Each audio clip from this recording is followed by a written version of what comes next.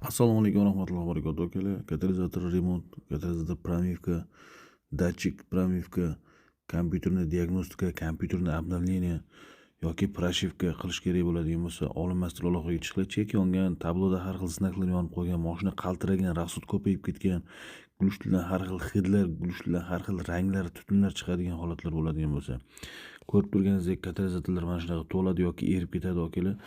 Shuni hisobiga chek yonadi va rasxod ko'payib ketadi. Mashina o'z ko'ngildagidek yurmaganda, odam mashinasini mingisi ham kelmay qoladigan holatlar bo'lganda bizga aloqaga chiqinglar akalar. Mana shunaqa yangi katalizatorlarni qo'yib, zakon qilib, pрошивка qilib, chek yonmaydigan qilib, mashina zakon yuradigan, rasxod ko'payib ketmaydigan yoki har xil gazli hidlar chiqadigan holatlarni yo'qotib, hamma yog'ini zakon qilib, datchiklarni pромивка qilib, mashinani ideal yuradigan, yumshoq yuradigan qilib beramiz. Podpiskalar egasidan chiqmasin, skidka ketyapti. Отметка uringlar, ko'proq odamlar foydalansin. Okey.